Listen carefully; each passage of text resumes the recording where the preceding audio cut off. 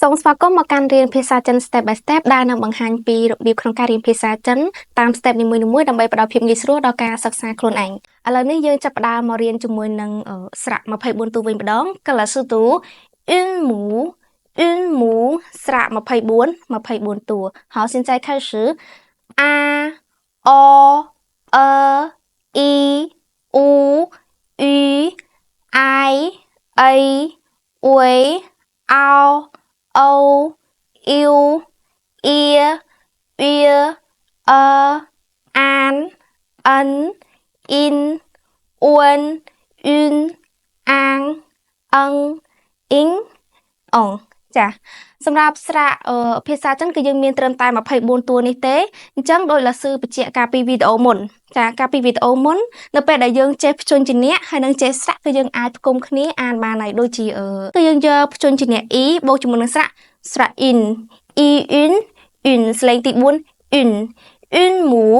une mou គឺយើងប្រកបចូលគ្នាហើយយើងអាចអានបានតាមសំឡេងភាសាចិនសម្រាប់សំឡេងភាសាចិនគឺយើងមានបែងចែកជា4សំឡេងទី1សំឡេងទី2សំឡេងទី3និងសំឡេងទី4ប៉ុន្តែដោយឡែកគឺលាស៊ឺតម្រូវឲ្យអ្នកទាំងអស់គ្នាត្រូវចេះស្រៈនិងភ្ជញ្ជនៈជាមុ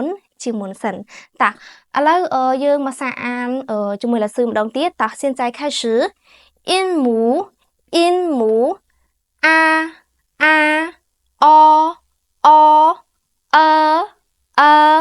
e i u ü ai a uế ao âu yêu ia uya an ân in uân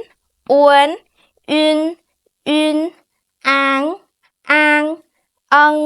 ân in ong ចាលាស៊ឺសូមបញ្ជាក់បន្តិចតកតងទៅនឹងពាក្យដែលយើងមានបតពីខាងលើណាបតពីខាងលើហ្នឹងគឺយើងត្រូវអានមាត់មូលឬក៏សម្រាប់កោងឡើងលើចាអានេះដូចចឹងអានេះអូប៉ុន្តែអានេះយើងអានអ៊ីចាមាត់មូលហើយមួយនេះក៏ដូចគ្នាដែរអានេះអ៊ីអានេះអ៊ីដូចគ្នាគ្រាន់តែអ៊ីមាត់មូលអ៊ីហ៎អ៊ីអានេះក៏ដូចគ្នាអានេះអួនប៉ុន្តែនេះយើងអានអ៊ុនអួនចាអញ្ចឹងសម្រាប់បងដែលកំពុងតែមើលវីដេអូនេះអាចយកសភៅយកបីយកមកកត់បានព្រោះអីកាលពីម្សិលមិញយើងបានកត់